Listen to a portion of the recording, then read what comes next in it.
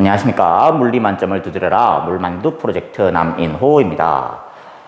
이제 3월 모의고사를 쳤지요. 그죠? 첫 모의고사를 쳤을 텐데, 고3 학생들은, 그죠? 전국 단위로 치는 모의고사는 아마 처음이었을 거예요. 고3에 올라와서. 그죠? 해가지고, 지금의 여러분들의 반응을 좀 보면은, 뭐 이래저래 둘러보다 보면은 좀 많이 어려웠다. 그 3월 모의고사인데, 뭐 생각보다 점수가 너무 낮았다. 뭐 등급은 상대평가니 그건 어떻게 될지는 좀 지켜봐야 되겠지만은, 일단 뭐 절대적인 점수만 보면은 많이 낮았다라는 이제 학생들이 많은데, 그죠? 뭐 선생님이 보기에도 이번 3월 모의고사 같은 경우는요, 3월 치고는 그래도 좀 가공할 만한 난이도를 들고 나오지 않았나라는 생각이 좀 드네요. 3월 모의고사에서 이렇게 난이도가 높은 경우가 좀 드물긴 한데, 좀 어려웠던 것 같습니다. 근데 이제 그럴 수밖에 없는 게 그 이제 3월 모의고사 칠 때쯤 되면은 여러분들이 어느 정도 학습을 하고 있느냐, 이제 뭐 개념 학습을 아직 한참 하고 있는 학생들도 있을 거고요. 개념이 끝나고 기출을 보고 있는 학생들도 있을 거고요. 보통 이 시기가 개념과 기출을 학습하고 있는 시기잖아. 그러다 보니까는 요 3월 모의고사가 보통 요 기출 학습이 잘 돼 있는지를 체크하려는 그런 경향이 있어요. 그러다 보니까 3월 모의고사 같은 경우는 보통 전년도 평가원이나 수능 같은 경우를 이제 오마주 하는 경우가 좀 많아요. 그래가지고 보다 보면은 이거 작년 수능에서 봤던 스타일의 문제인데 싶은 것들이 꼭 보면은 몇 개 좀 콕콕콕 박혀 있어요. 그래서 이제 요즘 최근 들어가지고 물리가 그 기출 난이도가 쭉쭉 올라가고 있다 보니까 3월 모의고사도 그 덩달아 같이 올라간 거 아닌가라는 생각이 드네요. 여러분들이 얼만큼 기출 학습이 되어 있는지 체크하려는 목적을 가지고 있다라고 생각을 하고 있으니까. 그래서요, 뭐 이래저래 어떻게 주요 문항들만 좀 풀어볼까, 아니면 정답률 낮은 문항들만 좀 풀어볼까 고민을 하다가 첫 모의고사인 만큼 전부 한번 풀어보기로 했습니다. 전부 풀어보긴 할 건데, 그래도 뭐 너무 간단한 문제들은 그냥 이제 넘어갈 거고요. 그죠? 그냥 다 이렇다만 얘기하고 넘어갈 거고요. 뭐 그러면서 뭐 차근차근 한번 풀어보겠습니다. 자, 1번 문제 같은 경우에는요. 그죠? 1번. 그죠? 요거는 물질의 파동성으로 설명할 수 있는 걸 고르라고 하네요. 그럼 운동량 보존. 얘들아, 운동량 같은 경우는 얘는 대표적인 입자성이죠. 광전 효과. 얘도 빛의 입자성을 이용한 거지. 그 다음 전자의 물질파, 얘네요. 얘가 물질의 파동성을 이용해서 보게 되는 거죠. 그 다음에 2번 같은 경우에 그림과 같이 위조 지폐를 감별하기 위해서 지폐 전자기파 A를 비추었더니 형광무늬가 나타났다. 얘들아, 위조 지폐를 판별하기 위해서, 그죠? 형광물질을 발라가지고 확인하는 거 뭡니까? 자외선이죠. 뭐 적을 것도 없다. 자외선 하고 넘어가시면 됩니다. 자, 그 다음에 3번. 그죠? 간섭을 활용한 예래요. 자동차의 배기관은 소음을 줄인다고 하네. 소음을 줄인다고 하니까 상하간섭 이용할 거고. 그지? 이렇게 돼 있는데, A 부분에서 분리되는 소리는 B 부분에서 중첩되는데, 이때 두 소리가 얘들아 상쇄간섭이니까는 반대 위상으로 중첩되겠죠? 될까요? 반대 위상으로 중첩되면서 상쇄간섭이 일어나 소음이 줄어든다. 라는 거 하나 알아두시고, 그럼 기억, 같은은 동그라미 기억으로 적절한가? 아닙니다. 반대라고 하셔야 되고요. 그 다음 동그라미 니은이 일어날 때, 상쇄간섭이 일어날 때 진폭 작아지는 거. 그렇죠. 그 다음 소리의 진동수는 B에서가 A에서보다 크다라고 돼 있는데, 얘들아 진동수는 바뀌면 안 돼요. 그죠? 그 다음에 4번. 얘는 이제 도체와 반도체의 에너지 띠 구조를 나타내라고 해 있는 건데, 지금 X가 보니까 전기 전도도, 그죠? 전도도를 보니까는 X보다 Y가 크네? 그럼 Y가 누구다? 얘가 도체다. X는 누구다? 얘가 반도체겠구나. 될까? 그럼 도체의 에너지 띠 구조를 골라달라고 하는 거니까는, 봅시다. 이거 색깔이 잘 구분이 되니? 화면으로 좀 됐으면 좋겠네? 요 앞에서는 색이 잘 구분이 안 되거든요.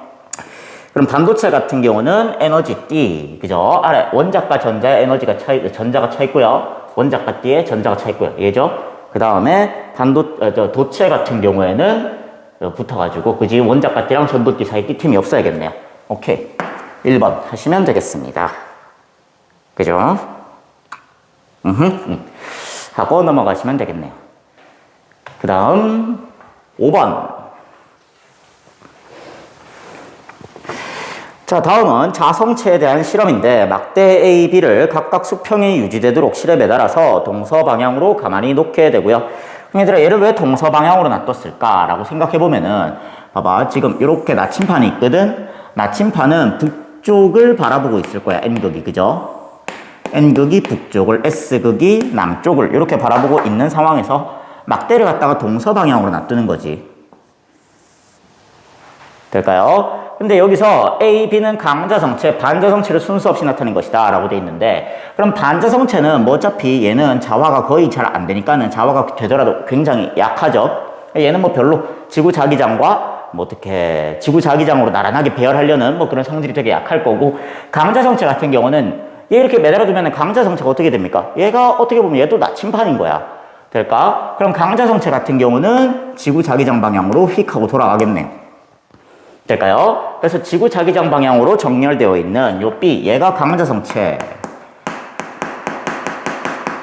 라고 하시면 되겠고요. 그 다음에 A가 반자성체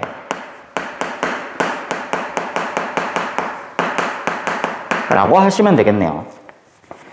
그때 다에서는 뭐라고 하냐면은 나에서 A, B의 끝에 네오디뮴 자석을 가까이 하여 A, B의 움직임을 관찰한다 라고 했는데, 강자성체는 자석으로 끌려오는 거고, 그럼 반자성체는 어떻게 됩니까? 밀려나겠네요. 그죠? 반자성체 같은 경우는 자석 근처에서 청력을 받게 되니까.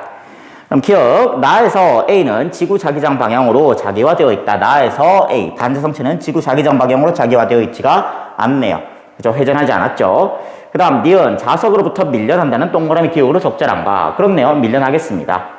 그 다음 B는 강한 전자석을 만드는데 이용할 수 있다. 그죠? B, 얘는 강자성체이기 때문에 얘는 한번 자화시키면 자화된 성질을 유지하고 있죠. 그러면 얘는 뭐야? 전자석으로 활용할 수 있겠습니다. 하시면 되겠네요. 됐을까요? 5번이었고요. 그 다음 6번, 핵반응식이죠. 자, 보게 되면은 92에 38이죠. 그럼 얘가 얼마입니까? 54인가? 그렇겠네. 그 다음 233에 1, 94에 3, 그죠? 이거 계산 해봐야 되나? 몰라, 조금 이따 물으면 그때 계산해보고.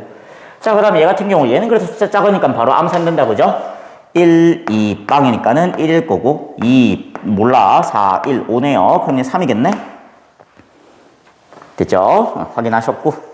자, 그럼 갈게요. X의 양성자 수는 54인가? 그렇네요. 확인하셨고. 그 다음 2번 질량수는 Y가 중수소와 같습니까? 라고 돼 있는데, 얘들아 1의 이수소는 질량수가 2죠. 얘는 얼마 나왔니? 3 나왔지? 다르네요. 그 다음 나는 핵 분열 반응이다. 나는 수소가 뭉쳐서 헬륨이 되는 거니까는 핵 융합 반응이다 라고 해주시면 되겠고요.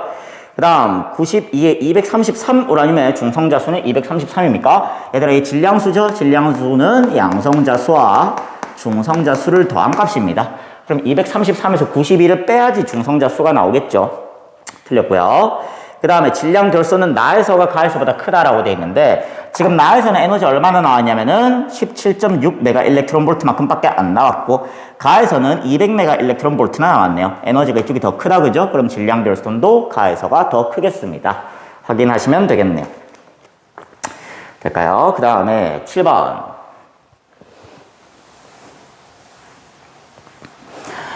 자, 얘 같은 경우는요, 직선상에서 운동하는 질량 5kg 조건, 질량은 5kg이다 라고 줬고요. 그 다음에 속력을 시간에 따라 나타낸 것이다. 0초일 때와 t0초일 때 물체의 위치는 같고, 그럼 이거 방향 바뀌었네. 될까요? 지금 이게 속력이다 보니까는 둘 다 양수값으로 나타나고 있긴 한데, 이걸 속도라고 한다면은 이때 속도랑 이때 속도는 방향이 반대인 거야. 알겠지? 확인해 주시고. 자, 그러고 난 다음에 위치는 같다라고 했으니까는 그럼 뭐야? 앞으로 간 거리와 뒤로 간 거리가 같아야겠지. 그럼 여기서 요 빨간색 삼각형 넓이를 찾게 되면은 얘가 앞으로 간 거리일 거고, 이때가 방향 전환점일 거고.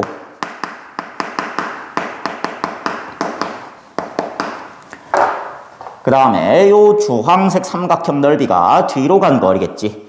그럼 요 빨간색 삼각형과 요 주황색 삼각형의 넓이가 같다는 말이니까는 요게 3대 2잖아. 그럼 요건 2대 3이겠네. 그럼 여기 시간이 3초죠.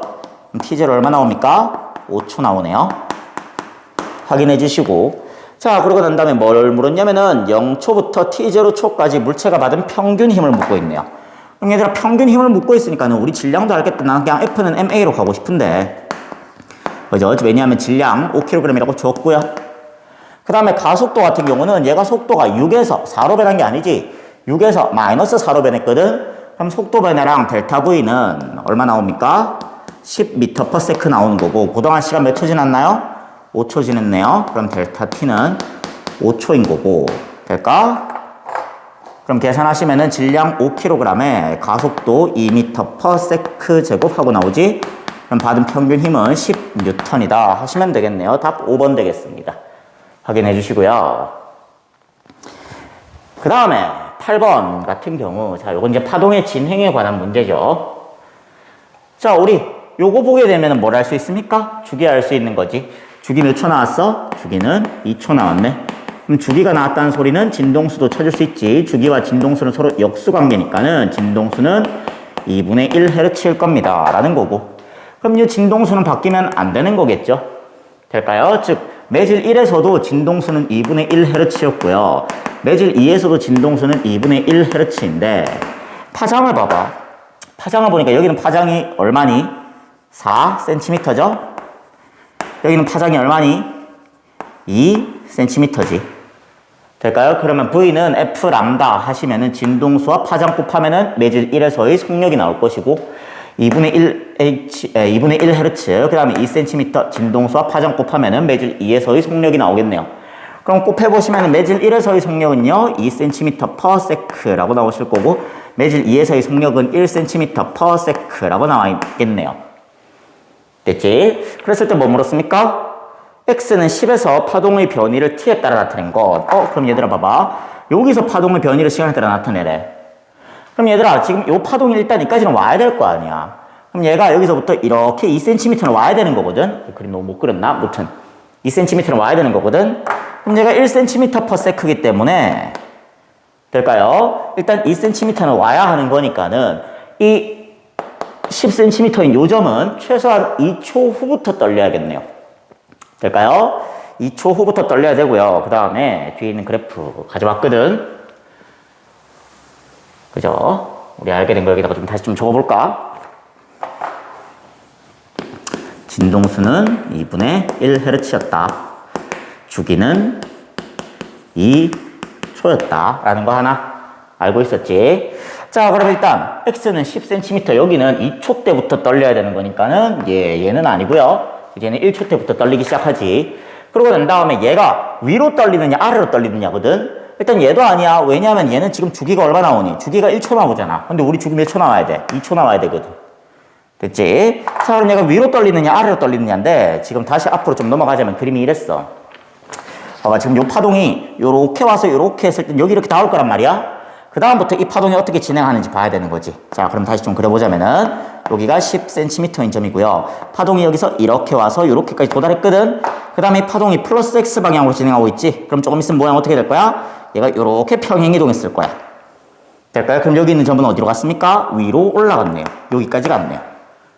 될까요? 그럼 얘는 운동 방향이 윗방향으로 진행해야 돼. 진동해야겠다. 그죠? 그럼 여기 2초일 때부터 떨리기 시작하고요. 어디로? 매질은 위로 진동해야 되는 거지. 그럼 얘는 아래로 진동하니까 아니고요. 얘는 위로 진동하니까 맞네요. 답 4번 하시면 되겠습니다. 될까요? 해서 8번이었고요.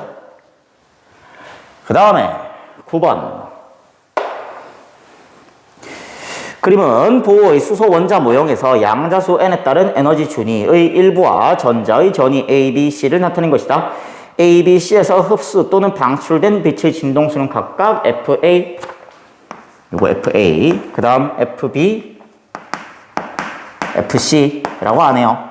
여기서 우리는 진동수 간의 관계는 빠르게 파악할 수 있으면 됩니다. 첫 번째 뭡니까? FC는 FA에다가 보태기 FB 하시면 되겠네.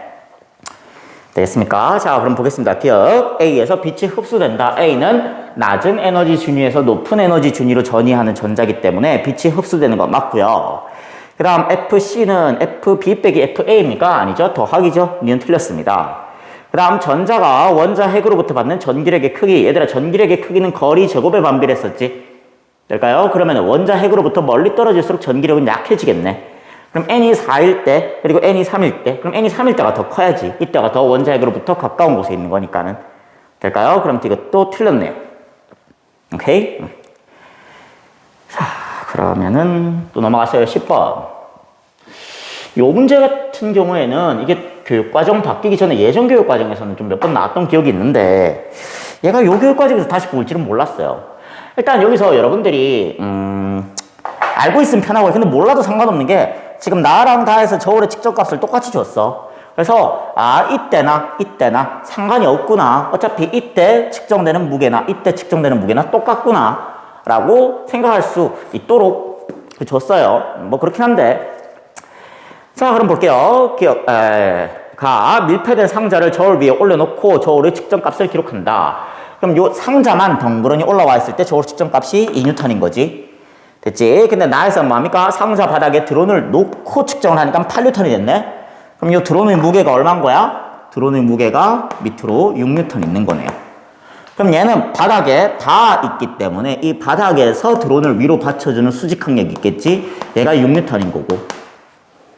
그럼 바닥이 드론을 6N으로 받쳐줘요. 그럼 반작용, 드론이 바닥을 6N으로 눌러요. 라고 하니까는 어떻게 됩니까? 요 바닥이, 상자가 밑으로 6N을 추가로 받는 거지.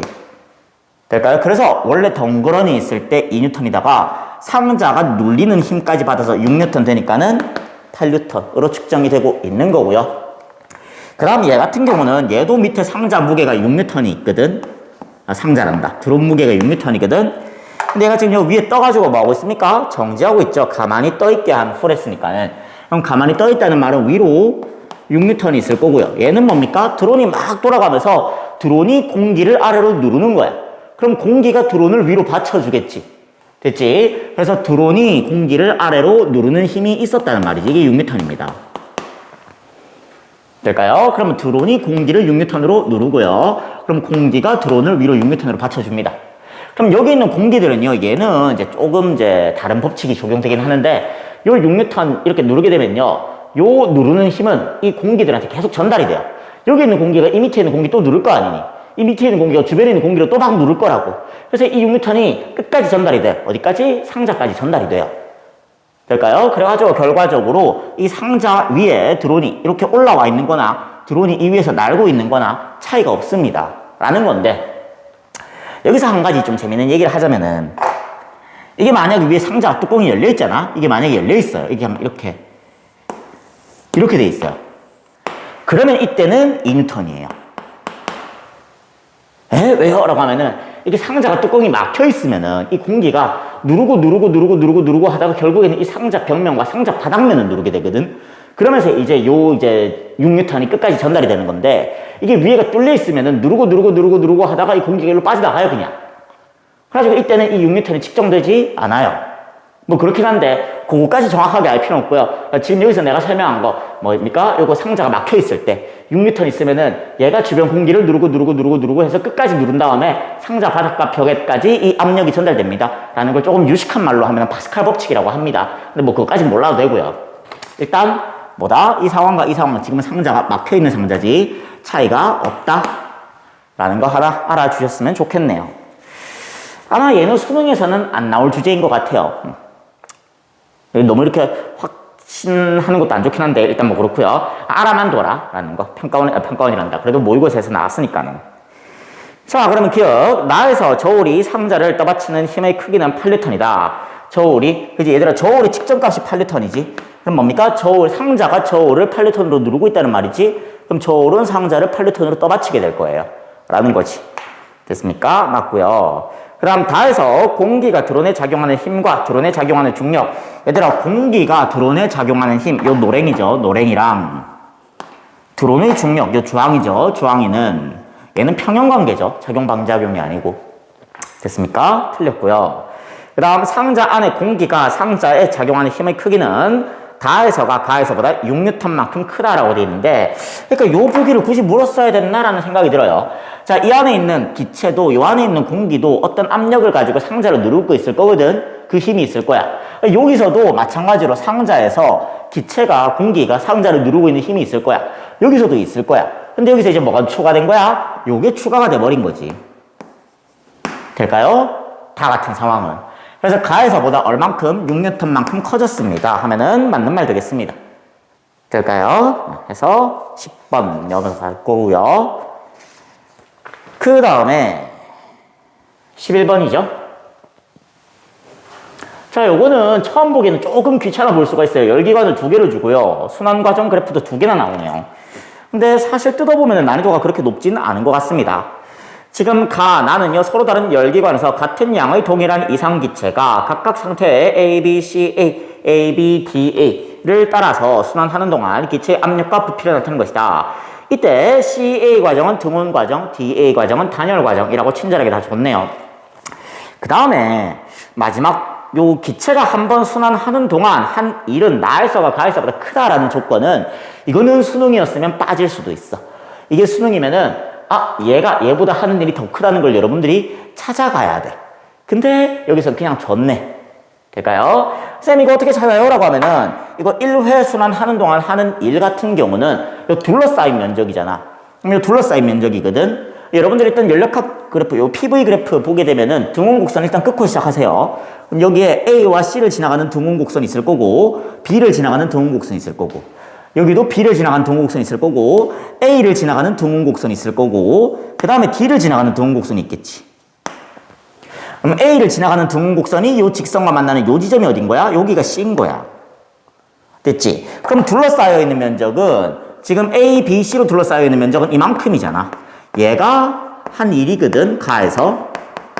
나에서는 얼만큼이에요? 하면은, 나에서는 요것보다, 그지? 요거는 W 가였지. 가에서 한 1이었고, 나에서는 거기서 이만큼이 더 일을 해버리는 거지. 이거는 이렇게 주황색으로 하면 헷갈리겠다. 그죠? 이만큼 더 일을 하게 되는 거지. 그죠? 나에서는 이게 둘러싸인 면적인 거잖아. 됐지? 그래서 W 요게 납니다. 요거 다 더한 면적, 얘가 W 납니다. 그래서 여러분들이 보기에는 W 나는 W 가보다 크군요 라는 걸 판단한 다음에 그러면 일은 나에서 더 많이 합니다를 알아채 주어라 라고 이제 하면은 이제 마지막 문장을 삭제할 수도 있어요. 일단 뭐 그렇습니다. 자, 이에 대한 설명으로 어쩌고저쩌고 돼 있죠. 기체의 온도는 C에서가 D에서보다 높다라고 돼 있는데, 우리 등원곡선 다 꺼놨잖아. 등원곡선 다시 한번 좀 보자면은 D를 지나가는 등원곡선보다 C를 지나가는 등원곡선이 더 위에 있지요. 그러면 C를 지나가는 등원곡선이 더 높은 온도의 등원곡선 되겠습니다. 그래서 C에서가 D에서보다 높다. 맞는 말 되겠고요. 열효율은 이제 열효율을 묻네. 그럼 얘들아, 열효율 같은 경우는 어떻게 됩니까? 이 기체가 1회 순환하는 동안 흡수한 열분의 한 1인 거지. 근데 우리가 요 1은 누가 크다는 걸 알았어?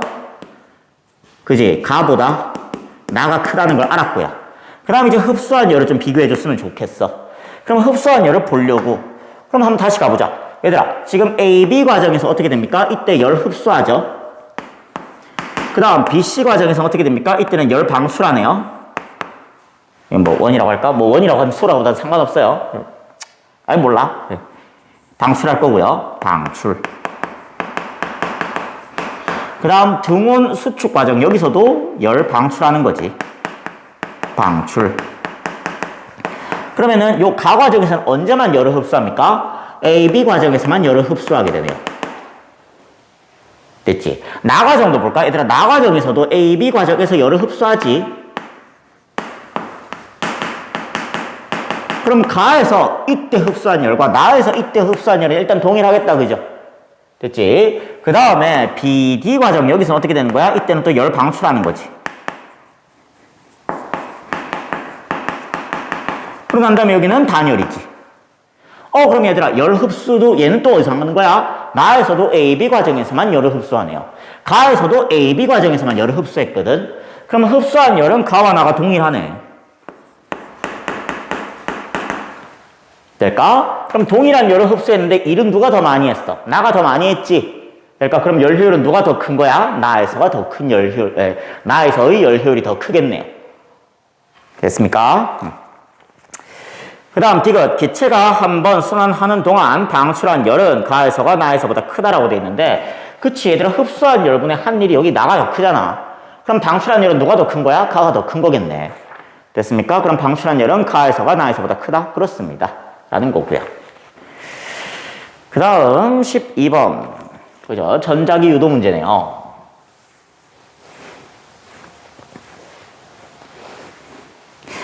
12번 그림 가와 같이 방향이 각각 일정한 자기장 영역 1과 2에 PN 접합 다이오드가 연결되어 있는 사각형 금속고리가 고정되어 있고요.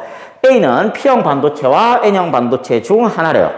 그림 나는 1과 2의 자기장의 세기를 시간에 따라 나타낸 것인데 T0일 때 밑줄 유도 전류는 I0래요. 얘들아 일단 그럼 무슨 말이냐면은 여기 어떤 T0가 있었을 거야. 이때 흐르는 유도 전류가 I0라며 됐지? 그럼 일단 전류가 흘렀다는 사실도 파악을 해야 돼. 여기 다이오드가 있거든. 이게 순방향이면 전류가 흐르는 거고 역방향이면 전류가 안 흐르겠지. 근데 전류 세기가 I0로 측정이 됐기 때문에 일단 이때 전류가 흘렀습니다. 그럼 이때 유도 전류가 흘렀다는 거 하나 생각해 두시고 난 다음에 자 그래프 볼게요. 얘들아 T0일 때 1번 영역에서는 자기장 세기 변합니까? 안 변합니까? 안 변하지. 됐지? 근데 2번 영역에서는 자기장 세기 어때요? 변하지. 그럼 최소한 누구 때문에 전류가 흐르고 있는 거야? 2번 영역 때문에 전류가 흐르고 있는 거야. 여기서는 얘는 자기장 세기가 변하지 않기 때문에 얘는 유도 전류랑 지금 관련이 없거든. 얘 때문에 유도 전류가 흐르고 있는 거지. 이해될까? 그럼 2번 영역 때문에 유도 전류가 흐르는 거네요. 그럼 2번 영역에서 자기장 어떻게 되고 있습니까? 세지고 있지. 자기장 세기가 증가하고 있죠. 될까요? 그럼 들어가는 방향으로 자기장이 점점 증가하네요. 그럼 들어가지 마. 나와. 라고 하겠지. 그럼 여기서 나오는 방향에 자기장을 만들려고 할 것이고 고리는 그럼 고리가 나오는 방향으로 자기장을 만들기 위해서 필요한 것은 뭐다? 전류다. 그럼 전류가 어디로 흐를까요? 이렇게 해서 반시계 방향으로 전류가 흐르게 되겠네요. 됐지? 그래서 얘는 전류가 이렇게 흐르는 상황입니다. 이게 T0일 때죠. 이때 전류 세기는 I0다. 라는 거 하나 있었고요. 밑에다 좀 적어줄까? I0. 그럼 뭐야? 이 전류가 흘렀다는 거는 얘가 순방향 연결이 되었다는 말이네. 그럼 여기가 전류가 이렇게 위로 흘러야 되지. 그럼 P형이고요. A가 N형이겠네요. 확인해 주시면 되겠습니다. 자, 그럼 여기까지 보고 난 다음에 보기 볼게요. 기억, T0일 때 유도 전류의 방향은 시계 방향입니까? 아닙니다. 시계 반대 방향 되겠고요. 그 다음 3T0일 때 유도 전류의 세기는 I0보다 작니라고 되어 있는데 자, 이때도 보는 거지. 3T0일 때는 뭐 한 이쯤인가? 몰라. 교점인지 아닌지는 잘 모르겠고 뭐 이렇게 된대요. 될까요? 얘들아 그러면 한번 생각해 봐봐. 지금 쌤 얘는 약해지고 얘는 증가하니까는 서로 상쇄되는 거 아니야.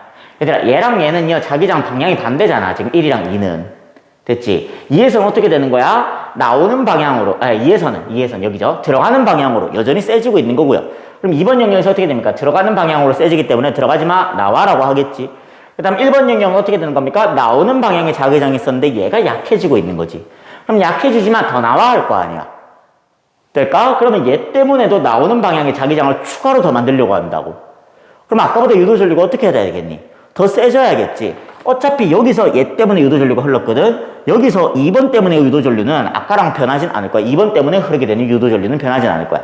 근데 여기는 1번 영역 때문에 자기 전류가 안 흐르다가 여기서는 1번 영역에 의해서도 전류가 흐르거든. 근데 2번 영역에 의해서 흐르는 전류랑 1번 영역에 의해서 흐르는 전류는 둘 다 같은 방향, 반시계 방향으로 흐르게 된다고. 됐지? 그럼 2번 영역에서 흐르는 전류 I0가 있었는데 여기다가 1번 영역에 의해서 흐르는 유도 전류 어떤 I 다시가 추가가 되는 거지. 그럼 어디가 더 큽니까? 3T0일 때와 유도 전류가 더 크게 흐르겠네요. 라는 말을 하고 있는 겁니다. 됐죠? 그래서 I0보다 작다 하면 틀렸고요. A는 N형 반도체입니까? 아닙니다. 맞죠? 큰일 날 뻔했네. A는 N형 반도체. 맞습니다. 하면 되겠네요. 될까요? 그래서 12번이었고요. 그 다음에 13번. 그림과 같이 관찰자 A에 대해 광원 P와 검출기 Q는 정지해 있고 그럼 A에 대해서 광원 P와 검출기 Q는 정지했으니까는 얘는 누구 거야? 얘는 A 거네. 그럼 여기서부터 요까지 거리를 측정하게 되면은 A가 측정한 게 고유 길이가 되겠습니다. 확인해 주시고요. 그 다음 관찰자 B, 광원 R, S는 우주선과 함께 0.5C의 속력으로 직선운동한다. 그럼 B 입장에서는 요 광원 R과 검출기 S가 지 거지. 될까? 그러면 요 길이는 광원에서부터 검출기까지 길이는 이번엔 B가 측정하는 게 고유 길이겠네요. 확인해 주시고. 그 다음에 A의 관성계에서 빛이 P에서 Q까지, R에서 S까지 진행하는데 걸린 시간은 T0로 갖고, 오케이. 그럼 얘들아, 볼게. 광원이 P에서 검출기 Q까지, 이때까지 가는 요 빛의 진행거리가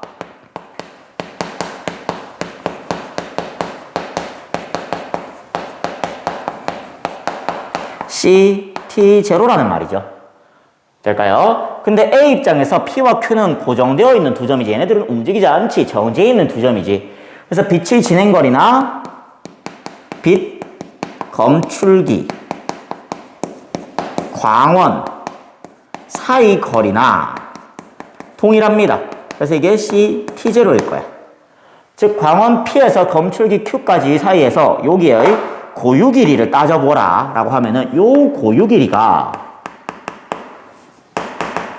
CT0입니다 라는 말을 하고 있는 거지. 그 다음에 A가 보게 되면 R에서 S까지 거리는 어떻게 됩니까? 수축하겠지. 요거 B가 본 입장에서는, 그죠? B의 관성계에서는 광원 R에서 검출기 S까지 요 거리가 있을 거거든. 요게 고유 길이겠지. A가 보게 되면 어떻게 됩니까? A가 보게 되면은 여기서 A가 본 거를 밑에다가 좀 그려볼까요? 그럼 뭐 그냥 같은 색깔로 그리자. 자, A가 보게 되면은 R과 S는 고정된 두 점이 아니죠. 고정된 두 점이 아니기 때문에 길이가 수축할 겁니다. 수축한 길이 R, S 여기 있는 걸로 보겠네. 여기 A가 볼 때는. 그럼 A가 봤을 때 요 길이는, 그죠? B가 봤을 때 고유 길이보다 짧아져 있고요. 자, 그 상황에서 어떻게 됩니까? 이 우주선이 가고 있는 거지. 그럼 빛은 여기서 출발했어. 빛은 여기서 출발해서 나 간다 하고 있는데 S가 또 일로 오고 있는 거지. 그래서 빛은 어디서 만납니까? 여기서 만나겠네. 어떤 S, 이까지 왔을 때. 뭐 R은 이때는 이까지 갔겠지. 됐지? 근데 뭐 R이 가는 건 상관없어. R은 전구잖아. 전구는 여기서 빛 깜빡하고 난 다음에 옆으로 그냥 가면 되는 거야. 됐지? 그럼 여기서 빛은 여기서 깜빡하고 간 다음에 간 거고, 그 다음에 여기서부터 빛은 출발해서 요 S 다시 여기서 만났다는 거네. 근데 이게 또 CT0라는 거지. 그래서 A가 봤을 때 요 길이가 얼마인 거야? 요 길이가 CT0인 거야. 이때 빛의 진행거리지. 빛의 진행거리 이퀄 CT0고. 됐지? 근데 A가 봤을 때는 이게 광원과 빛 검출기 사이 거리랑은 다르죠. 지금 A가 봤을 때 P와 Q 사이 거리는요, 여기서부터 이 두 점, P와 Q가 A 입장에서 정지해 있는 점이기 때문에 빛의 진행거리나 빛 검출기에서 광원까지 거리나 동일하거든. 근데 얘는 움직이는 거리이기 때문에 빛의 진행거리는 CT0고요. 그 다음에 빛 검출기와 광원까지 거리는 얼마입니까? 라고 하면 R에서 S, 아니면 R-에서 S-, 요 거리를 말하고 있는 거거든. 될까? 그러면 요 거리, 그죠? 요 거리 뭡니까? 빛 검출기와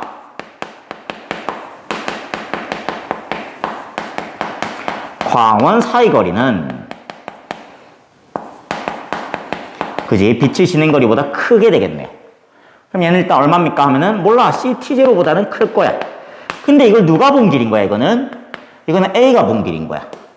그럼 다시 B까지 거슬러 올라가게 되면 B가 볼 땐 이 고유 길이를 볼 거 아니야. 그럼 안 그래도 얘보다 크거든. CT0보다 크거든. A가 본 길이는. 근데 이것보다도 더 긴 길이를 보게 되겠지. B는 고유 길이를 볼 테니까는. 그래서 B가 볼 때는 R에서부터 S 사이 거리는 CT0보다 꽤나 크겠네요. 될까요? 까지 판단해 주실 수 있으면 되겠습니다. 뭐 이거까지 물었는지 잘 모르겠어요. 한번 볼게요. 1번 A의 관성계에서 R에서 나온 빛의 속력은 0.5C. 뭐 이거는 뭐 틀린 말이지. 뭐 읽을 것도 없고요. 자, 그 다음에 A의 관성계에서 R과 S 사이 거리는 CT0보다 작다. 얘들아, R과 S 사이 거리 A가 볼 때 어땠습니까? 빛 검출기와 광원 사이 거리 묻고 있는 거거든. 빛이 진행거리 아니야. R에서 S까지 거리 이거 묻고 있는 거야. 그럼 얘는 뭡니까? CT0보다 커야 되겠죠. 될까요? 그 다음 B의 관성계에서 P와 Q 사이 거리는 CT0보다 크다. 얘들아, B 입장에서 어떻게 됩니까? P와 Q, 얘가 움직이는 점이지. 움직이게 되면 길이가 어떻게 된다고? 수축한다고. 그럼 골 길이보다 짧아지겠지. 근데 골 길이가 얼마였어? CT0지. 그럼 CT0보다 짧겠네요. 될까요? 3번 틀렸고요.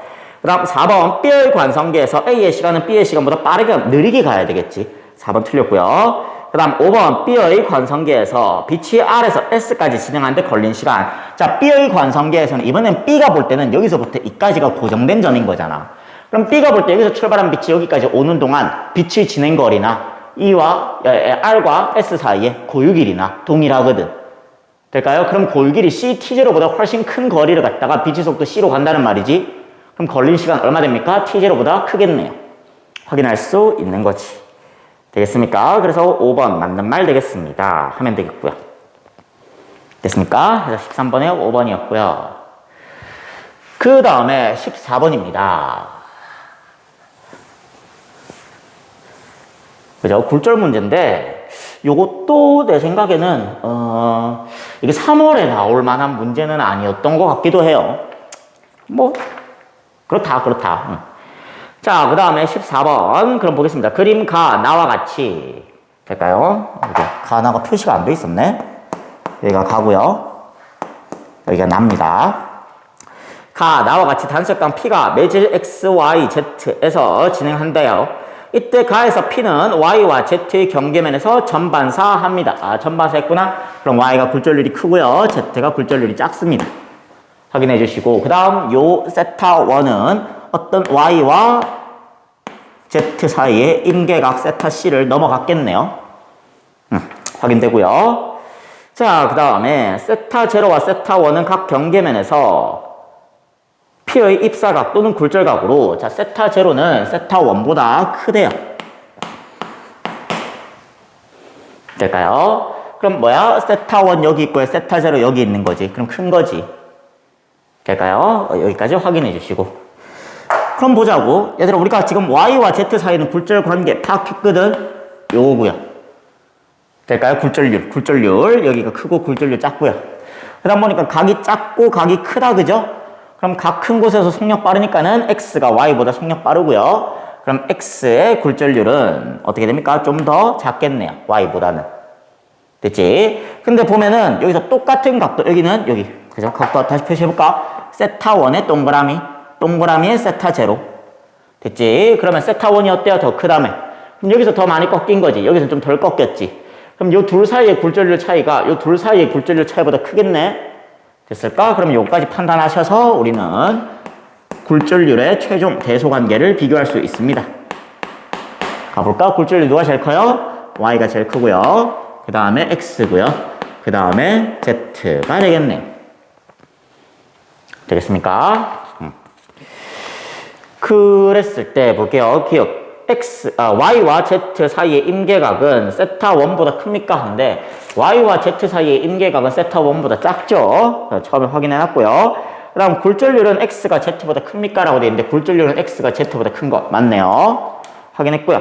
그 다음에 디귿 나에서 P를 세타 1보다 큰 입사각으로 Z에서 Y로 입사시키면은 P는 Y와 X의 경계면에서 전반사할 수 있습니까? 라고 되어 있는데 얘들아, 이거 내가 개념 설명할 때 조금씩 얘기해 주는데 지금 이게 평행한 경계면이거든? 될까? 평행한 경계면이면은 여기 동글뱅이랑 여기 동글뱅이랑 각이 같지? 그럼 우리 뭐 할 수 있다고? Y를 무시해버릴 수 있다고. 이거 개무시해도 상관없다고. 될까요? Y를 무시해버리면 어떻게 됩니까? 이렇게 되는 거야. 그냥 Z, X 갖다 놓고 이렇게 되는 거지 그냥. 요게 세타 1이고 요게 세타 0인 거지. 근데 여기서 무슨 말이 하는 거냐면은 얘를 눕혀서 이걸 전반사를 시키려면은 여기서 이걸 전반사를 시키려면은 여기서 얘를 눕혀서요 이때 전반사가 일어날 수 있어야 돼요. 될까요? 여기서 이게 각이 커지다 보면은 여기서 전반사가 할 수 있어야 되는 거거든. 근데 지금 봐봐, 누가 굴절률이 더 크니? X가 굴절률이 크고 Z가 굴절률이 작잖아. 그럼 작은 데서 큰 데로 들어가면 이거는 전반사가 일어날 수 없는 상황이죠. 될까? 그럼 여기서 얘를 백날 눕혀봐도, 여기서 백날 눕혀보더라도 여기서는 전반사 할 수 없습니다. 이게 평행한 경계면이기 때문에 Y를 우리가 그냥 무시해버릴 수 있어요. Y를 무시해버리고, 그럼 여기서 얘로 쏘는데 이때 전반사가 일어날 수 있으면은 이 사이에 Y가 있더라도 전반사가 가능한 거거든. 근데 이거 Y를 무시했을 때 Z랑 X만 가지고는 여기서 일로 빛을 쐈을 때는 전반사가 일어날 수가 없어. 따라서 이때는 Y가 들어오더라도 전반사를 할 수가 없어요. 될까요? 그래서 전반사 할 수 있다 하면 틀렸습니다. 하면 되겠습니다. 될까요? 14번이었습니다. 그 다음 15번인데요. 그림 가와 같이 그죠? 영초일 때 마찰이 없는 수평면에서 물체 A가 전피에 정지해 있는 물체 B를 향해 등속도 운동합니다. 정지해 있고요. 뭐 어떻게 운동하고 있네요. 이때 A, B는 질량, A, B의 질량 각각 4kg, 1kg 이라고 하고요. 여기다가 적어줄까?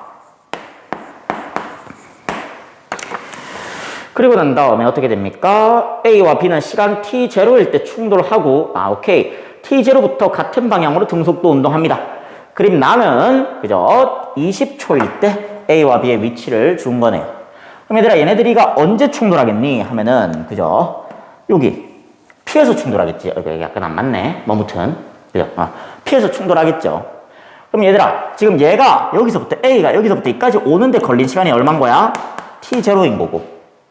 그 다음 A가 여기서부터 여기까지 가는데 걸린 시간이 얼마인 거야? 20초 빼기 t0인 거지. 마찬가지로 B도 여기서 한 대 쳐맞고 난 다음에 여기까지 가는 거잖아. 20초 빼기 t0인 거고. 될까요? 그래서 A랑 B가 t0일 때 충돌하고 그 다음에 이제 20초까지 가는 동안 지금 얼마 갔습니까? A는 4m 갔죠? B는 몇 m 갔어요? 8m 갔네요. 그러면 A의 이동 거리보다 B의 이동 거리가 2배다 거지. 똑같은 시간 동안. 그럼 충돌 후에 A와 B의 속력을 알 수가 있는 거지.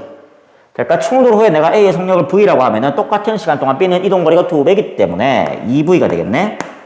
그럼 운동량 보존 생각해서 우리가 이때의 A의 충돌 전 속력을 찾을 수가 있겠네요. 됐지? 그럼 A의 충돌 전 속력을 한번 찾아보려고. 그럼 얘들아 충돌 후 운동량 총합해버리면 4V에 2V니까는 충돌 후에 6V고요. 충돌 전에는 4 라지 V에 0이네요. 따라서 라지 V 얼마 나옵니까? 하면은 2분의 3V 나올 것이야. 됐지? 오케이. 너 속력이 2분의 3 라지 V가 아니죠. 미안합니다. 스몰 V가 되겠네요. 됐지? 자, 그랬을 때 뭐 찾으래요? T0 찾으래요? 오케이. 그럼 T0 찾으면 되겠네. 얘들아, 그러면은 A가 T0 동안 몇 미터 갔습니까? A가 여기서부터 이까지 T0 동안 4m 갔고요. 그 다음 20 빼기 t0 동안 여기서부터 여기까지 또 4m 간 거지. 될까? 그러면 A의 이동 거리. 자, 여기서부터. 그죠? 자, 요거 찾았고요. 그 다음 두 번째. A의 이동 거리 2분의 3V로 t0 동안 가니까는 4m를 갔네요. 그 다음 나 맞죠? 여기도 가나 빠졌니? 가나 다 빠졌네? 나. 나에서 어떻게 됩니까? 나에서는요, A가 충돌 후에, 그지? 속력 V를 갖다가, 시간 얼마 갑니까? 20 빼기 T0 동안 가는 거지. 그렇다면 몇 미터 간 거야? 4미터 간 거네요. 됐죠? 그러면은, 얘랑 얘가 같네? 그럼 식 세워주시면 되겠습니다. 2분의 3V T0 이퀄 V 20 빼기 T0 되는 거네요. V 날려버리시고 3T0 이퀄 20 빼기 T0 곱하기 2 그죠? 그럼 이거 풀어주시면 어떻게 됩니까? 40 빼기 2T0 따라서 넘어가시면은 5T0는 40이고요. T0는 8초겠네. 8초입니다. 하면 되겠습니다. 답 3번이겠네요. 될까요? 해서 15번까지 풀 수 있는 거고요. 자, 그 다음에 16번입니다. 얘가 계산이 조금 그저 길었는데요. 시간 좀 걸렸을 것 같아요. 자, 그림 가, 나, 다는요, 동일한 빗면에서 실로 연결된 물체 A와 B가 운동하는 모습을 나타내는 것이다. 라고 되어 있는데, A, B의 질량 각각 MA, MB고요. 결과적으로 질문은 MA 대 MB가 몇 대 몇인지 찾으라는 게 질문이네요. 이때 가에서 A는 등속도 운동을 하고, 얘들아, 등속도 운동 안에 가속도 얼마 나와야 됩니까? 0인 거죠. 그럼 이때 알짜임 얼마예요? 알짜임도 0이겠네요. 됐어요? 그럼 난 이때 힘을 좀 보니까는 B는 밑으로 지 중력을 받고 있을 것 같아. 얼마? 어떤 MBG만큼 받고 있겠지. 그 다음에 여기서 이거 얼마? MA 빗면 성분인데 중력이 빗면 가속도 이거 얼마인지 모르겠으니까 그냥 A0라고 할게요. 그럼 관계식 하나 나온다 그죠? 관계식 첫 번째 뭐 나옵니까? MA A0 equal MB의 G 이렇게 나오네요. 지금 문제에서 찾으라는 게 뭐냐면은 MA 대 MB가 몇 대 몇이냐 이런 거 묻고 있거든. 그러면은 여기서 우리 식 좀 정리해서요. MA분의 MB는 그죠? G분의 A0 일단 나올 거예요. 그래서 얘를 찾아보는 것도 나쁘지 않을 것 같아. 요 관계를 알면은 그지? 이 빗면 가속도와 요 중력 가속도가 몇 대 몇인지 알게 되면은 이제 A랑 B의 질량이 몇 대 몇인지가 뜨게 되는 거겠지. 됐을까? 자, 그랬을 때 얘 같은 경우는요. 다시 지금 B의 위치만 바꿨죠? 그럼 얘는 이쪽으로 중력 빗면 성분 MA, A0 있을 것이고 B는요. 이쪽으로 G 중력 해서 MB, G 있을 겁니다. 그럼 이때 R자임 얼마인가요? 요거 두 개 더해주시면 되겠지? 그래서 MA에 A0 더하기 MB에 G 하시면 얘가 이때 가속도 얼마래요? 8A라네? 그러면은 MA와 MB를 갖다가 어떤 8A라는 가속도로 가속시키는 힘이 되겠습니다. 라는 거지. 될까? 우린 여기서 얘랑 얘가 같아요라는 사실은 끝까지 놓치고 있으면 안 돼요. 같아야 됩니다. 자, 그러고 난 다음에 옆으로 놓으니까는 이번엔 얘가 뭡니까? MB에다가 빗면 가속도 어떤 A0 있을 것이고 그 다음 얘가 뭡니까? 하면은 MAG가 되는 거겠지. 근데 내가 일단 요 관계는 알고 있거든. 근데 요렇게 숫자가 바뀌어버리니까 좀 짜증나. 그래서 얘를 갖다가 이걸로 다시 좀 맞춰볼 수 없을까라는 생각이 드는 거야. 그래서 내가 이걸 뭐라고 바꾸기로 결심했냐면은 얘를 갖다가 MB에다가 G 하시고요. G분의 A0로 그냥 바꾸기로 했어요. 상관없잖아. 그냥 GG 떨어지면 같은 거잖아. 얘랑 얘나. 됐지? 그래서 이렇게 MBG로 해서 묶어내버리고요. 그 다음 얘 같은 경우도 다시 한번 써보기로 했어요. 그러면 MA에 어떤 A0에다가 그 다음 A0분의 G 되는 거지. 될까요? 그럼 이렇게 해서 묶어내고 난 다음에 보면은 이번에 여기서 R자임 얼마입니까? 하면 여기서 R자임은 여기다가 적을까요?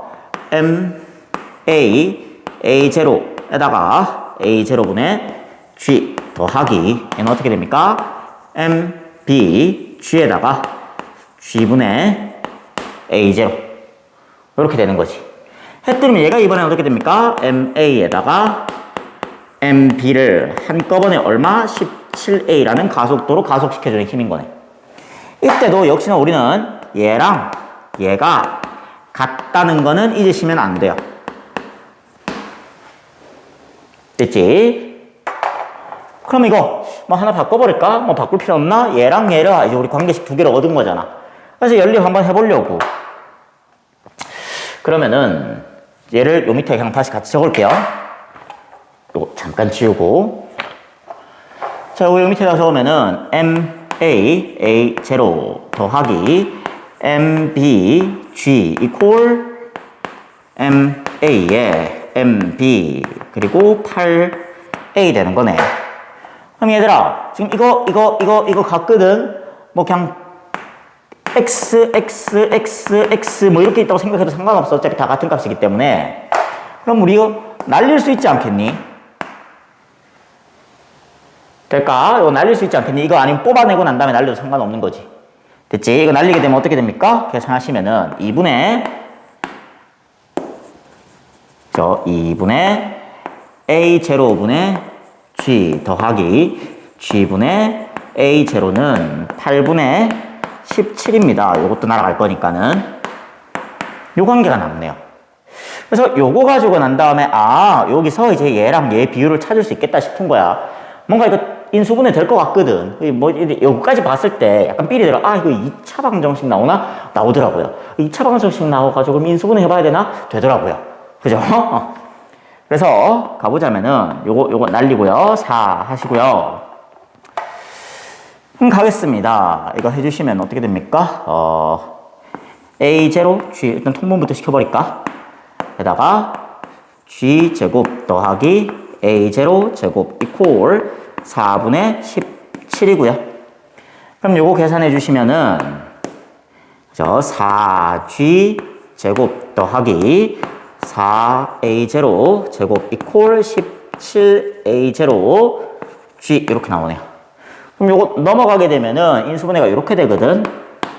4G 마이너스 A 제로 그리고 4G가 아니지. G 마이너스 4A 제로 이퀄 0 하고 뜨더라고요. 될까요? 따라서 여기서 이제 관계 나오는 거지. 그래서 위로 너무 내가 난잡하게 썼나? 자, 그래 따라서 A0는 4G거나 혹은 A0는 4분의 1G인 건데 얘는 말이 안 되죠. 얘들아 빗면 가속도가 중력 가속도보다 크면 어떡해?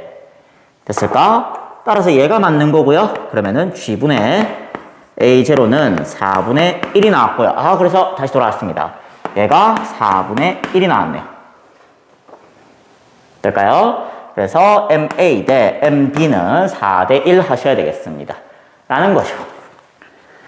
됐습니까? 나도 이거 문제 풀다가 갑자기 이거 인수분해까지 또 뜨길래 이거 괜히 해야 되나 싶었는데 뭐 일단 했어요. 하셔서 찾아주실 수 있으면 되겠습니다. 얘가 계산이 조금 복잡했던 것 같네요. 개인적으로는.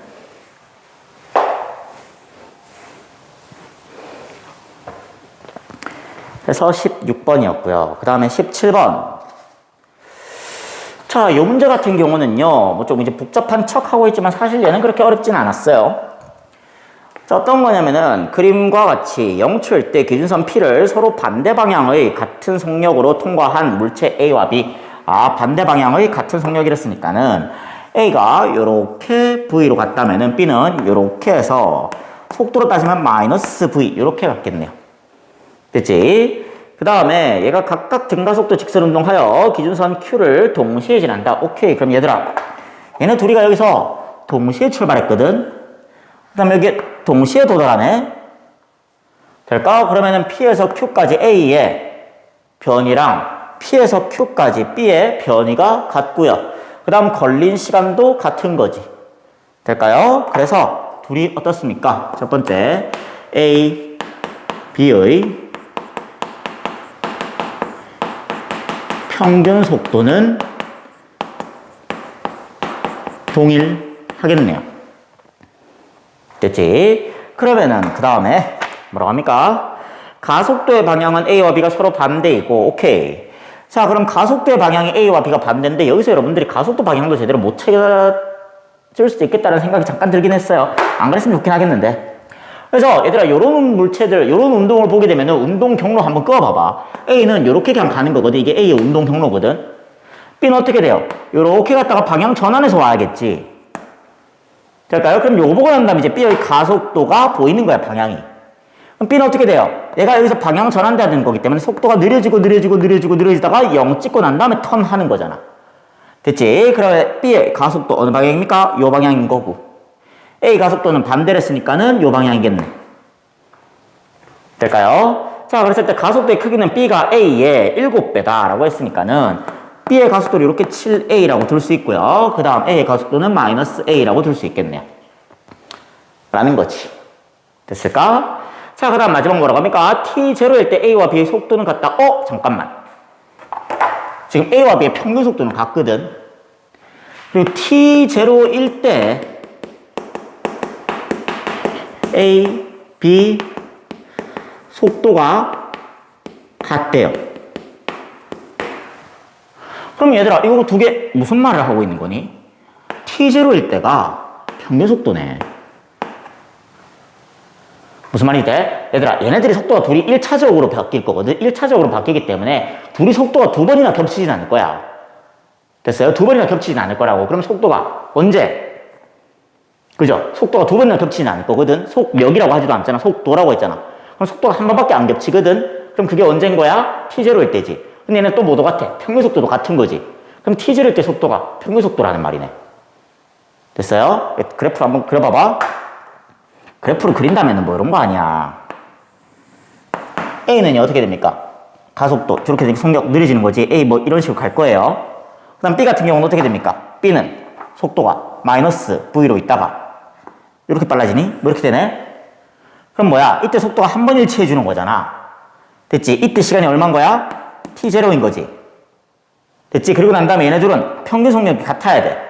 평균 속력이 같다는 말은 얘 처음 속도, 나중 속도 절반값 한 거랑 얘 처음 속도, 나중 속도 절반값 한 거랑 같다는 말이야. 이해될까? 그럼 뭐야? 여기 교점 교추는 여기가 평균 속력이라는 말인 거지. 될까요? 그래서 아, t0일 때 속도가 평균 속력이구나 싶은 거야. 그럼 뭡니까? 운동 시간이 나왔네? 시간 0이면은 t0일 때가 평균 속도라네. 그럼 이 시간이 얼마인 거야? 도착할 때 시간이? 이 t0겠네요. 왜요? 평균 속도는 절반 순간의 순간 속도와 일치해 주니까. 그러니까 t0일 때 속도가 평균 속도이기 때문에 도착할 때 시간은 이 t0 되겠습니다. 되겠네요. 그럼 이제 대충 끝이 난 게 지금 뭐 묻고 있냐면은 t0까지 a의 이동 거리를 묻고 있거든. 그럼 t0까지 a의 이동 거리니까는 t0일 때 a의 속도, 그 다음 여기서 a의 속도 구하면 그냥 끝나는 거야. 그럼 어떻게 돼? 속도, 시간 나오기 때문에 이 거리가 몇 대 몇인지를 우리가 구할 수 있는 거거든. 될까요? 자, 그러면은 두 번째 될게요. 그러면 이제 t0일 때 속도가 일치한다라는 걸 확인하고 난 다음에 a 같은 경우는 어떻게 됩니까? 그럼 v 마이너스 a t0의 속도가 되었을 것이고, 그 다음 b 같은 경우는 어떻게 됩니까? 마이너스 v에다가 보태기 7a t0가 되는데 이게 같다는 말이죠. 됐습니까? 그럼 넘어가서요. 2v 이퀄 8a t0 나오는 거고, 따라서 a t0 얼마야? a t0는 4분의 1v 뜨니? 그럼 끝났네? 이때 v고요.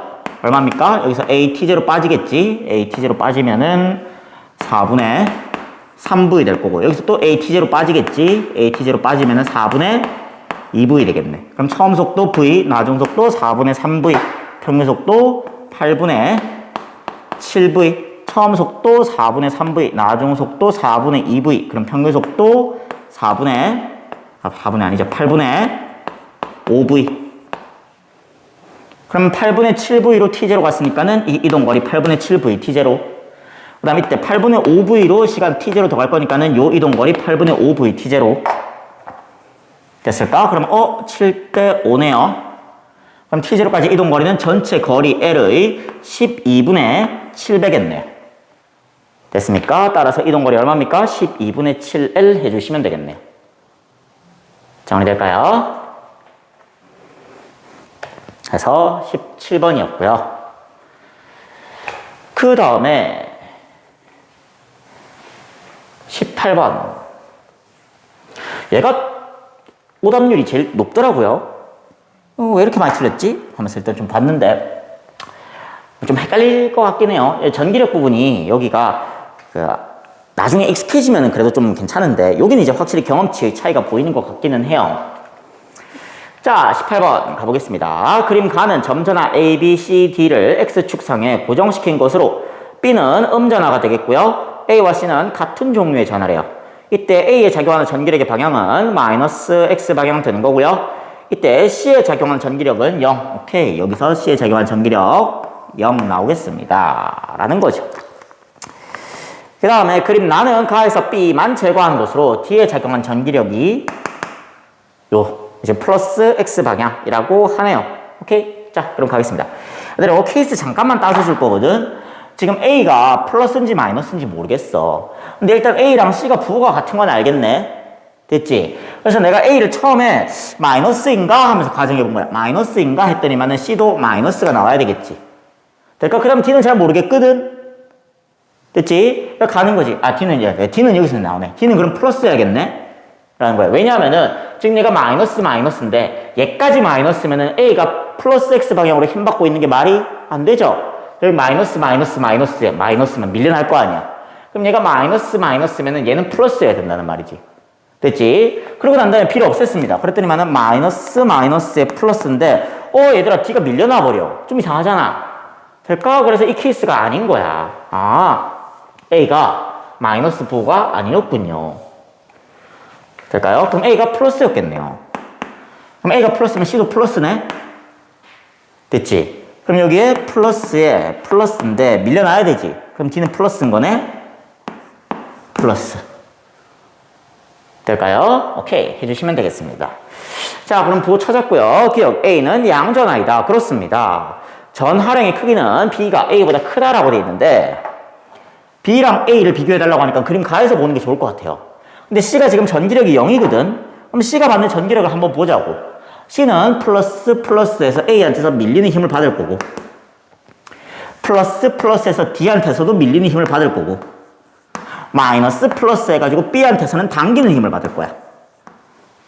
됐지? 그럼 얘들아 A가 C를 미는 힘이요 B가 C를 당기는 힘보다 크네? 근데 거리는 누가 가까워? B가 더 가깝지? 멀리 있는 A가요 가까이 있는 B보다 더 큰 힘을 주고 싶어요. 그럼 전하량은 A가 더 크겠네요. 확인할 수 있는 거고요. 그 다음에 디귿 나에서 D에 작용하는 전기력의 크기는 나의 A에 작용하는 전기력의 크기보다 크다라고 되어 있는데 얘랑 얘 중에서 누가 전기력 큰지 묻는 거야. 그러면은 N이 일단 얘도 밀리는 방향인 거 확실하거든. 얘 마이너스 X 방향으로 힘 받을 거예요. 여기 플러스 있으니까 D는 플러스 밀려야겠죠? 그 다음에 이제 C를 보는 거지. 얘들아 C는 여기서 전기력이 0이었거든. 근데 어떻게 돼? B가 사라지지. B가 사라지면 이 힘이 없어지지. 그럼 얘랑 얘만 남지. 그럼 누가 세? 얘가 세지. 그럼 어떻게 되는 거야? 플러스 X 방향이지.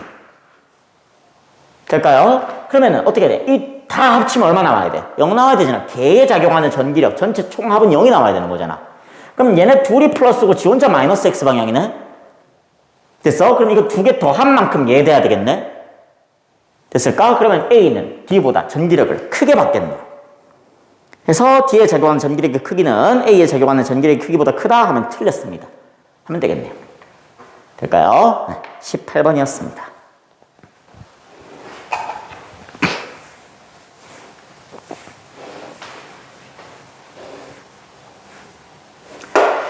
자, 그 다음에 19번인데요. 얘는 난이도 조절한 것 같아요. 얘는 어렵지 않습니다. 자, 볼게. 그림 가와 같이 무한히 긴 직선도선 PQ와 점 A를 중심으로 하는 원형도선 R이 XY 평면에 고정되어 있습니다. PQ에는 세기가 각각 I0, 3I0인 전류가 방향까지 다 줬죠? 마이너스 Y 방향으로 흐르고 있고요. 그림 나는 가에서 Q만 제거했대요. 밑줄 쫙 그어 놓읍시다. 그랬을 때, 그죠? 얘들아, 그러면 요 A, 미안합니다. 요 원형도선 중심에, 그러니까 원형도선 중심 요 A에서의 자기장의 세기는 Q가 있다가 없어진 거잖아. 그럼 Q가 빠진 만큼 Q가 만들던 자기장만큼만 사라지면 되겠네. 됐지? 오케이? Q가 만들던 자기장만큼만 사라질 거야. 그랬을 때 이 자기장이 어떻게 되냐면은 A에서 자기장 방향 서로 반대고요. 크기는 각각 B0, 2B0래요. 방향 반대인 거지. 그럼 여기서 다시 생각해보는 거야. 얘들아, 이게 방향을 일단 아직 모르겠는데 크기가 2B0거든? 근데 여기다가 Q를 갖다 놓으면은, 여기에 만약에 다시 Q를 갖다 놓으면 다시 이 상황이 되는 거잖아. 그럼 이제 Q를 갖다 놓으면은 Q가 이렇게 들어가는 방향으로 자기장이 만들어지면서 방향 바뀌고 B0 된다는 말이지. 됐어요? 그럼 뭐야? 방향 나왔지? 이게 들어가는 방향으로 B0고, 얘가 나오는 방향으로 2B0구나 라는 거예요. 될까? 왜? 여기서 Q가 만드는 자기장 있잖아. P, Q, R 있으면 Q가 만드는 자기장이 여기서 들어가는 방향이거든? 됐지? 그럼 들어가는 방향이 사라졌으니까 나오는 방향으로 방향 바뀌었습니다. 라고 하는 게 타당하잖아요. 됐을까? 아, 그럼 일단 들어가는 방향이고, 세기는 얼마인 거야? 3B제로 만들어주네. 그럼 P가 만드는 자기장도 나왔다, 그지? P는 어떻게 돼요? 감아지면은, 나오네? 나오는 방향이고, 거리는 똑같은데 전류가 3대1이기 때문에 B0네. 그럼 들어가는 방향으로 B0려면은 R, 요 원형도선이 만드는 자기장은 나오는 방향으로 B0겠네. 그치? 그럼 나오는 방향이어야 되니까는 원형도선에 있는 전류가 이렇게 반시계 방향으로 흘러야 되겠습니다. 확인해 주시고요. 그 다음에 여기서 맞는지 한 번 더 확인해 볼까? 여기는 이제 P랑 R밖에 없지. P가 어떻게 나오는 방향으로 B0 만들었었고, Q는, Q 없지. R은 이렇게 감아지면서 나오는 방향으로 B0 만들었었죠. 그럼 두 개 합하면 나오는 방향으로 2B0. 다 맞죠? 확인할 수 있고요. 그때, 그럼 가겠습니다. 기억. 가에서 Q의 전류에 의한 자기장의 세기는 P의 전류에 의한 자기장의 세기의 3배이다. 이거 왜 물었지? 그죠? 이거 전류 세기까지 다 줘놓고선 이걸 왜 물었는지 모르겠는데, 일단, 맞는 말이죠. Q의 전류에 의한 자기장의 세기는 P의 전류에 의한 자기장 세기의 3배. 맞고요. 그 다음에 나에서 PR의 전류에 의한 자기장의 방향은 XY 평면에서 수직으로 나오는 방향이죠. 틀렸습니다. 그 다음 디귿. R의 전류에 의한 자기장의 세기는 B0입니까? 그렇네요. B0. 맞습니다. 하면 될 겁니다. 그래서 19번이었고요. 그 다음 마지막으로 20번 까지 하게 되면 끝이 나죠.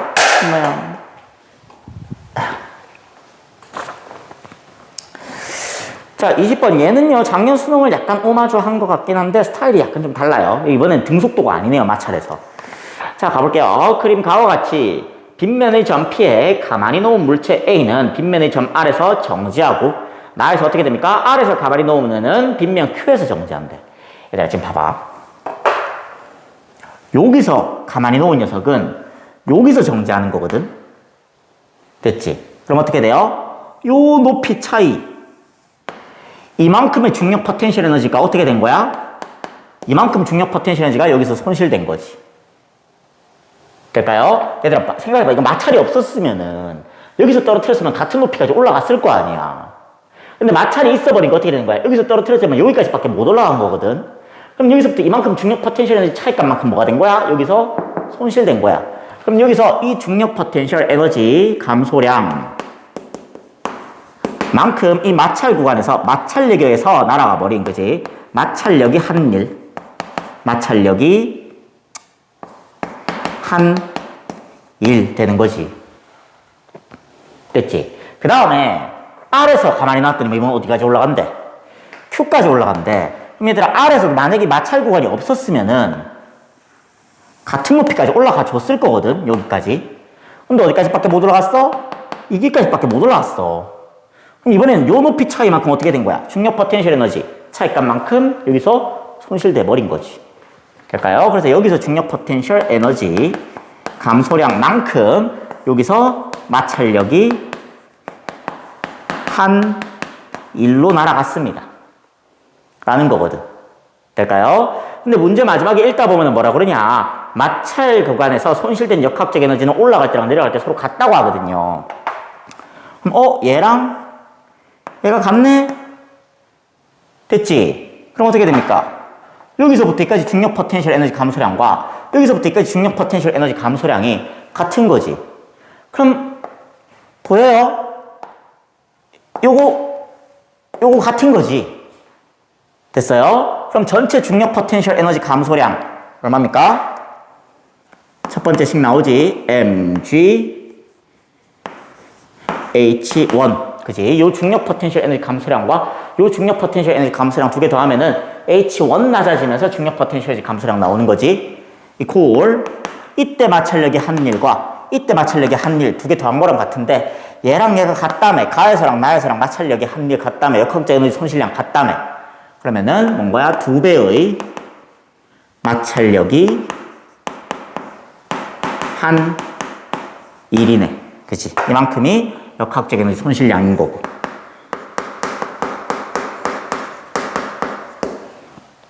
됐지? 그래서 여기 첫 번째 관계식 나온 거고. 자, 그 다음에 요 마찰 구간에서 가속도를 줬어요. 이 마찰 구간에서 말이야. 가속도가 3A고 가속도가 A래. 그럼 봐봐. 얘들아, 이 마찰 구간에서 물체가 있을 거거든?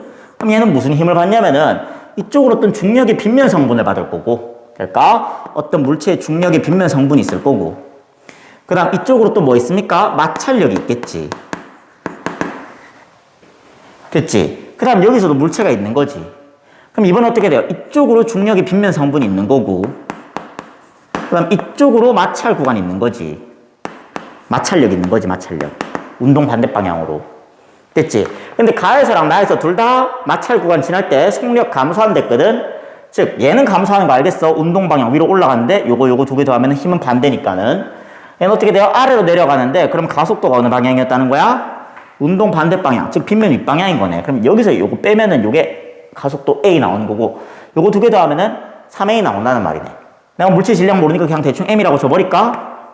그럼 요거 빼기 요거는 어떻게 됩니까? MA인 거고, 요거 더하기 요거는 얼마입니까? M3A인 거지. 그럼 나오죠?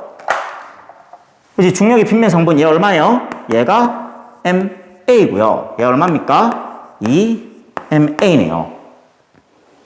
그죠? 그럼 얘가 MA고요. 얘가 얼마입니까? 2MA네요. 됐을까요? 이렇게 해서 찾아줄 수 있습니다. 아, 그러면은 됐어. 얘들아. 중력의 빗면 성분이 이 중력을 빗면을 따라서 내려오면서 한 일이나 얘가 이렇게 수직으로 떨어지면서 한 일이나 같을 거 아니야. 중력은 경로에 상관없이 한 일이 똑같잖아. 그냥 높이 차이만 의존하면 되잖아. 됐지? 그럼 이 빗면을 따라서 내려오는 동안 이 빗면 성분이 빗면 거리 얼마라고 할까? 모르겠어. 그냥 S라고 해버릴까? 빗면 성분이 빗면 거리 따라 내려오면서 한 일이나.